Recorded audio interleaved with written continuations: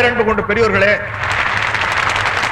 பெற்றெடுத்த தாய்மார்களே, இன்னைக்கு நான் கொடுக்க போற வாய்ஸ கேட்க வந்திருக்கும் ரசிக பெருமக்களே, எல்லாரும் தாய்ப்பால் குடிச்சு வளர்ந்திருக்காங்க. ஆனா நான் தமிழ் பால் குடிச்சு வளர்ந்திருக்கேன். என்ன அதில் தான் வைட்டமின் டாக்டர் சொல்லியிருக்காரு. யாரோ ஒருத்தர் கூட்டத்துல இருந்து என் மேல முட்டையை வீசியிருக்காங்க, தக்காளி வீசியிருக்காங்க. அவங்களுக்கு ஒரு சின்ன வேண்டுகோள், அப்படியே வெங்காயத்தையும் வீசினீங்கன்னா அடுத்த ஆம்லெட் போட்டு எல்லாருக்கும் விநியோகம் பண்ணிடுறேன். ஏன்னா நம்மளுக்கு இந்த அல்வா கொடுத்து அழுத்து போச்சுங்க. ஒரு சேஞ்சுக்கு ஆம்லெட் கொடுக்கலாமே ஆசைப்படுறேன்.